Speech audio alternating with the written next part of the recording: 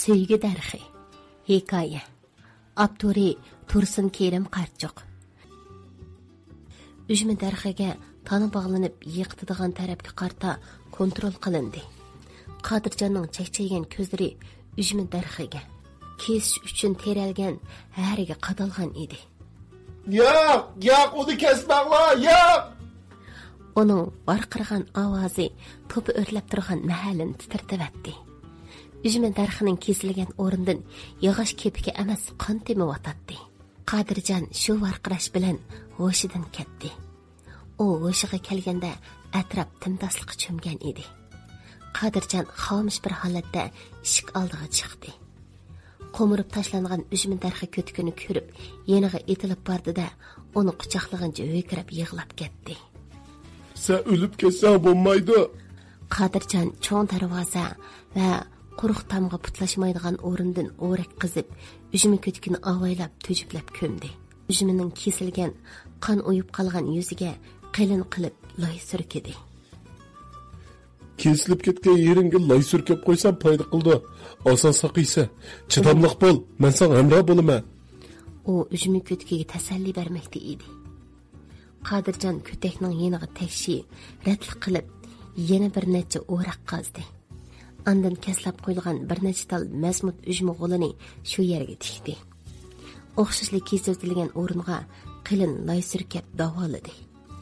O'g'lining harakatlariga unsiz qarab, ujmi darxi degan so'zlardan o'zini yo'qotib qo'yayli degan onaning ko'z yoshlari mag'zini bo'ylab taram-taram to'kilmoqda edi.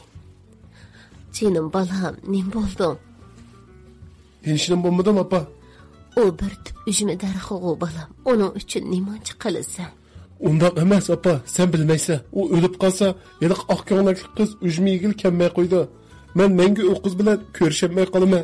"Qaysi oq ko'ngilli qiz o balam? Nima deydigansan?"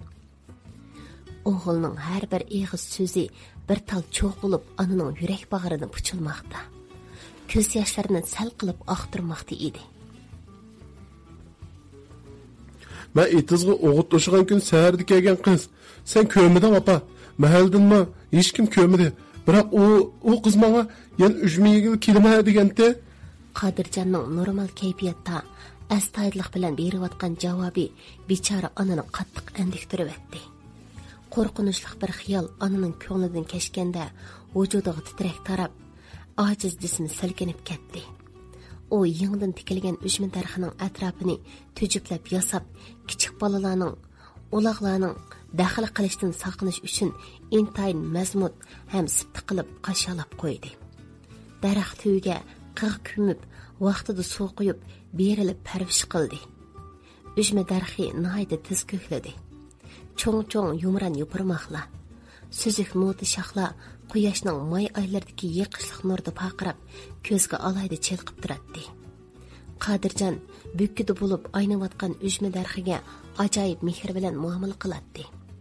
Cho'ng-cho'ng yupurmoqlarga havas bilan to'ymay qaraydi. Quyuq yupurmoqlar orasidan nemindir erinmay izlaydi. Lekin uning bu harakatlari mahalladagi hamma kishining uningga bo'lgan ko'z qarashini, hukmini, hatto muomalasini tubdan o'zgartiribdi. Ujmi darxini makon qilib olgan jin o'g'lingizga chaplashyapti. Vaqtida davolatmasangiz bolangizni qardan chiqarasiz. Asli siz ash ujmi darxini kesgan kunlar uni yig'ishtirib ko'dirayotgan bo'lsangiz yaxshi bo'ladi. Hamma ish shuning bilan tinjiydi. Xo'lim xo'shlana yum to'kilib turgan onaga taklif fikr beradi. Beligini bo'yicha yo'l ko'rsatdi. Balamning nolisiga chidamadi. Nolisiga chidamasangiz ahvolni texmi ig'irlashtirib etasiz. Qarang, tex atiyozda tikkan ujmi darxi shundoq aynib ketamdi. Kesilgan qo'lni sanjib qo'ysili ko'klamdi. Baraqsan bo'lib ketganini qarang. Buningda bir gap bor, faqat sizlar ishonmayapsiz. O'lishib turganlar bas-basda g'odirishib tasdiq solatdi. Qodirjon ota-onasining gapini shunchalik rayishlik bilan anglaydi. Bilgan anglagan daxillarning oldiga apirishlarga, ko'niji uslubda zerikmay davolatishlarga qarshilik ko'rsatmaydi. Lekin uning ujmi darxiga bo'lgan mehribonligi, mehr muhabbati, ko'nishlari kun sayin kuchayib bormoqda edi. "Men hech nima bo'lmadim, opa. Ortiqcha avor bo'lyapsizlar." deydi u har qatim o'ziga talmirib yig'lab turgan opasining qo'llariga esilib. Men uchun qayg'urma. Shu qiz qayt kelsla hammishlar o'zligida o'ng'ishlab ketadi. Ujmi darxi qachon meva kira apa? Har qatim ujmi darxining gapi chiqishi bilan ona o'zini yo'qotib qo'yadi. Eg'ir ro'yi besim, ochiq ichi og'irtish, tagsiz chigich xiyollarning qurtda qiynashlardan qattiq holtirgan ona asta shivirlab javob berdi. Bu yil mevaga kirdi bolam. May oylari köpüşüp mey bo'lib pishgan ujmilar quyosh nurida qora yoqutdek paqiraydi. Pak-pakı süpürilgan yog'ochdan sipta ammo mazmut qilib o'rindiq yasab qo'yilgan ujmi takdi yo'ldan o'tgan har qanday kishining maylini tartatdi. Tong sahar Qodirjon qo'shqanotliq darvozani avaylab ochdi. Shuncha ehtiyot qilsa-mu, puti darvozaning egiz yog'och bo'sug'isiga tegib ketib taraqlab ketdi.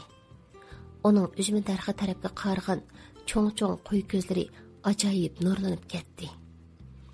Ah ko'ngillik pari sifat qiz ujmilarga so'zilgan qo'lini tushirib etib Qodirjonga qaradi.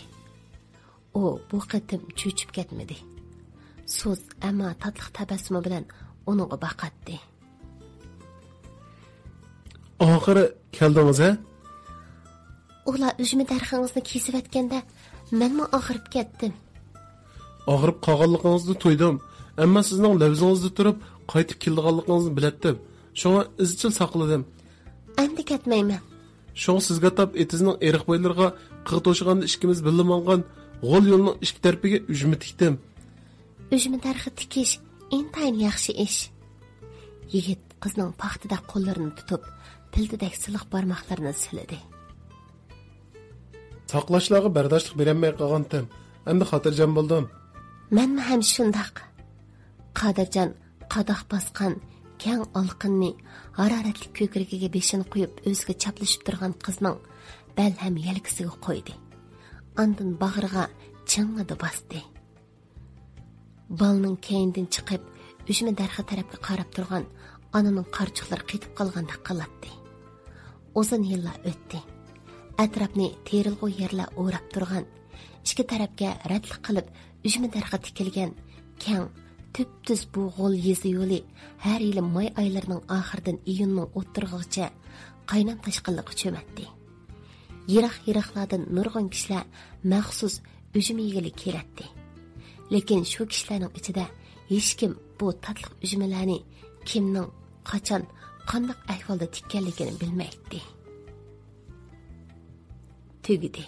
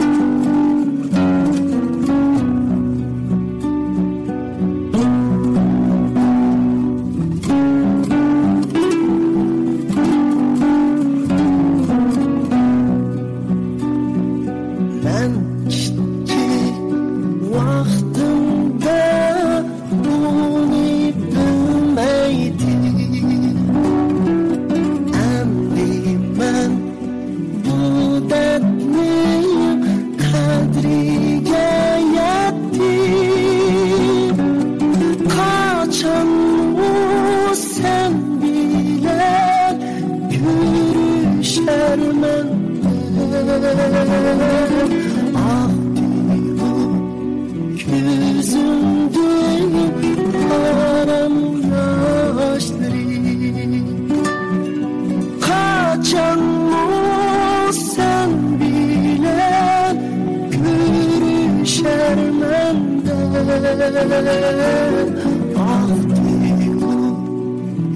Gözümdüm tarım yaşları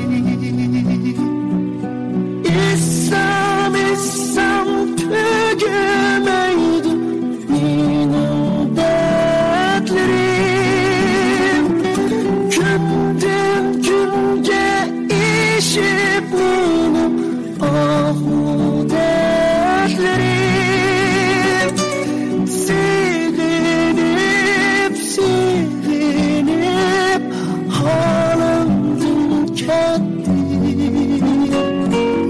Amrim bu benim yürek sözlü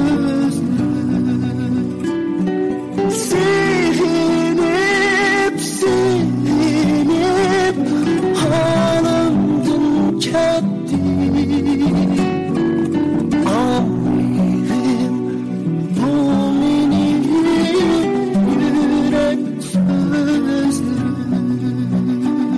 Eng yeni avazlık romanlar, sarxil avazlık əsərlərini anlaş mənziliniz